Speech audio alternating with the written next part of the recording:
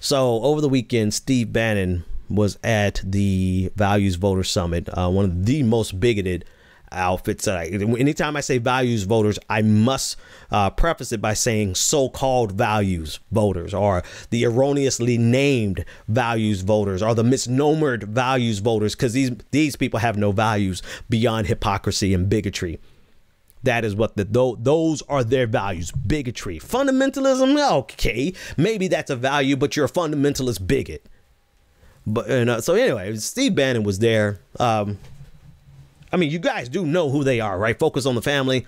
Focus on the Family, who believes that that homosexuality, well, forget about a woman's right to choose, and you know, homosexuality is a mental disorder that causes harm to the individual and to the society, and that they should be converted. You know, it's like it's out there.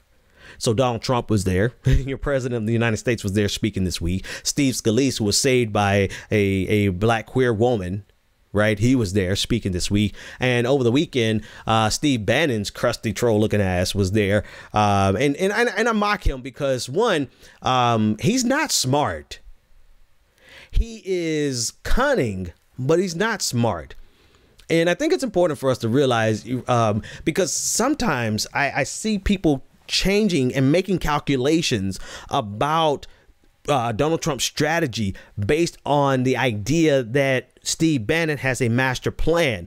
Well, I'm sure he has a master plan, but is it a master plan that could actually be implemented? And is he overestimating himself? And I would say, no, it can't be implemented. And yes, he's overestimating himself. Well, Ben, he got Donald Trump into the White House. No. That's why we're going to talk about Hillary Clinton and Bernie Sanders in a few minutes. But Steve Bannon didn't get Donald Trump into the White House. We lost the goddamn White House. We lost it. Both sides. Particularly Hillary Clinton's side. We'll get to that in a minute. But anyway, I just want to say, I have to preface it by saying that Steve Bannon is not really smart, because he honestly believes he honestly believes that the wave of the future is economic nationalism mixed in with thinly veiled ethno-nationalism. He honestly believes that a clash of civilization is the way forward politically.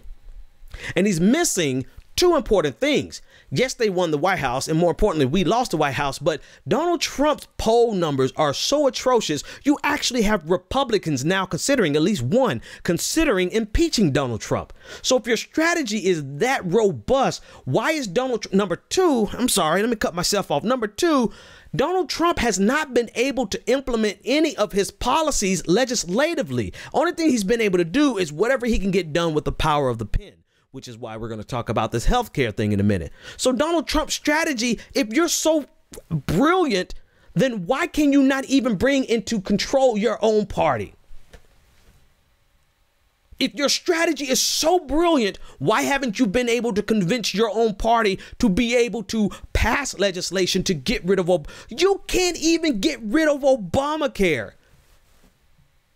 If your strategy was so brilliant. Everybody's like, oh, he went to Harvard. I don't care where he went. He's not as smart as he thinks he is. And that's actually a good thing. Continue to overestimate. I mean, my dude, you're not even in the White House anymore. Like, if you were so smart, how did your ass get fired? I don't care what about it. He's trying to save face. That dude got fired. Steve Bannon is not that smart. And I think it's important to point out, because we do not need to overestimate him and try to compensate and try to avoid talking about the issues that he claims has us running in circles. So part of his speech is talking about, oh, identity politics is going to help Donald Trump win in 2020. No, it ain't.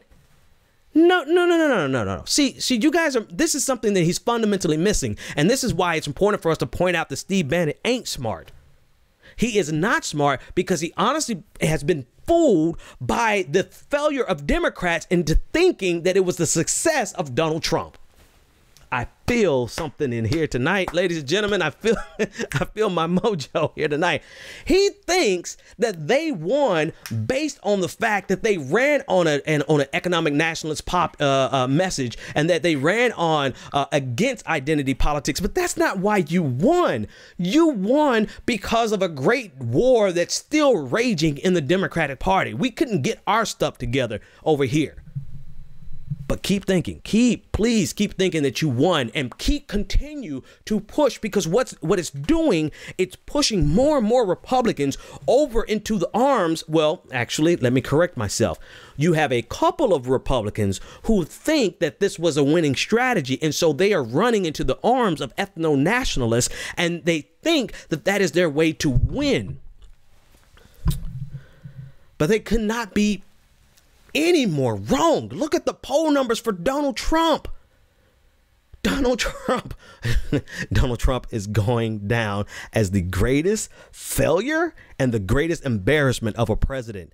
It would have been better for the white nationalists and for Donald Trump if they had never won, because now they have been exposed, and they have been exposed on such a high level that it is repugnant to traditional Republicans. The only people, the last bastion, well, Ben, the KKK started with the Democratic Party. Yeah, where do you think them bitches are right now? Who do you think they're voting for right now? Right. So let's dispense with that notion of that ignorance. Right. Because the last bastion, the first bastion for the Klan and for white nationalism was the Democratic Party. The last bastion for the Klan and the and white nationalists is the Republican Party. And they have now lost their holding in the Republican Party. The only people that are really left in the Republican Party, the real wave of the future for the Republican Party, would be the what's that dude? What's the Jewish dude? Ben, I can't think of its name. But basically those who try to come off as classical liberals without the racism. Right. The people who outright reject the Milo Yiannopoulos of the world, the white nationalists of the world, the Richard Spencers. I can't think of the dude name, but it'll come to me before the end of the show. But these are the people, though. That's more of that's at least it's an intellectual conversation that is guised enough or veiled enough in intellectualism, and with a rejection of racism and white supremacy. Even though it still kowtows to racism and white supremacy, at least it has a facade that's presentable enough. That's the way, not the Steve Bannons of the world. But he has been fooled by his success into thinking that he is that he's smart and that this is the way of the future. I can't move on. What is that boy's name? Ben. I don't know. Somebody put it in the chat. Somebody in the chat room knows who I'm talking about. And there we go. Hang on. Ben Shapiro. Thank you. Somebody. So anyway. So yeah, I think it's important for us to not overestimate him, because what I've noticed, there are people who think that because this is what won, because it looked as though this was a repudiation against identity politics. And don't get me wrong, I have an entire backlog on how identity politics can become problematic. But what people have mistakenly done is say, oh my goodness, Donald Trump won as a repudiation of identity politics. No, Donald Trump won because we ran a weak candidate. Sorry, guys. I know everybody that might be new to the show. You know, we ran a weak candidate. There's no reason in the world. There's no reason in the world. Right. We lost because not only was there a bad candidate, but there was also a civil war raging on the left that is still raging right now. And yet people are taking the lessons from this to say that we should reject identity politics because of this is the wave of white nationalism now, that we have to find another way to reach these people because if we talk about race, then people are going to, no, y'all are so dumb. Y'all are just so dumb if you really believe that. Because look at the overall sentiment. Yes, you're going to have people who push back and still think that Colin Kaepernick should never have taken a knee. That's the easy stuff, right? That's the superficial stuff. But when we got to Charlottesville and you see all of the white nationalists and you see all the people who have attached themselves to Steve Bannon and Donald Trump, and you see the gross unpopularity of this president, you would realize that Donald Trump Can he win again in 2020? Absolutely. Will he win in 2020? Only if we fail on our side. He won't win as a second repudiation of identity. As if we cannot in the United States talk about a person's sexuality, a person's race, a person's gender, as though those things are the third rail that should not be talked about. And I've seen some people on the left calculate that into their calculus and to think that, ooh, we have to find a way. We have to outmaneuver Steve Bannon's strategy because Steve Bannon's strategy won. And then the way we outmaneuver them is maybe we talk about economics only and not talk about anything identity. Child, please. Bottom line. All right. So it's important to point that out, that Steve Bannon is not as smart as people think he is. And we should not try to adjust based on the success or the win of Donald Trump. Look at his poll numbers now. Look at what he's doing now. Look at his unpopularity now. Everybody is distancing themselves from Donald Trump. We may not even have to wait for Democrats to come into power in 2018. There may be a figurative coup in the Republican Party. I'm not talking about a literal coup, so don't even mistake that. What I'm saying is the Republican Party might go ahead and impeach them himself. Impeach him themselves. So just want you to know, it's not, please.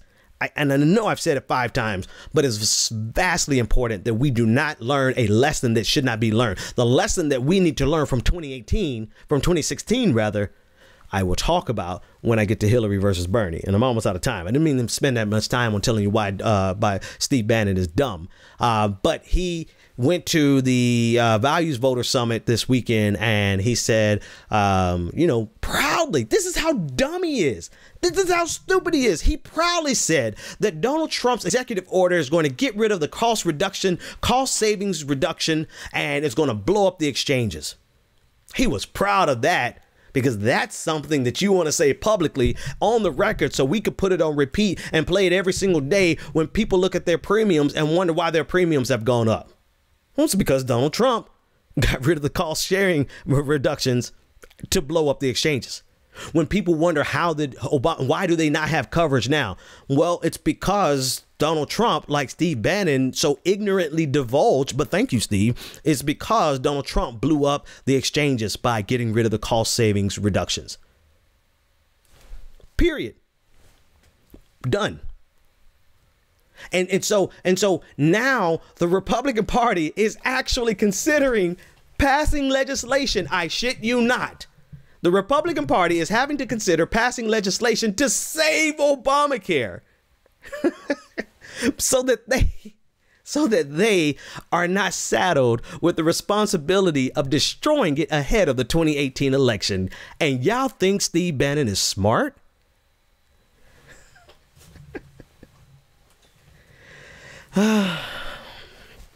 I personally wish Steve Bannon had stayed in the White House. Because, well, actually, I guess it don't matter because Donald Trump is just as ignorant as Steve Bannon. So it's like dumb on top of dumb.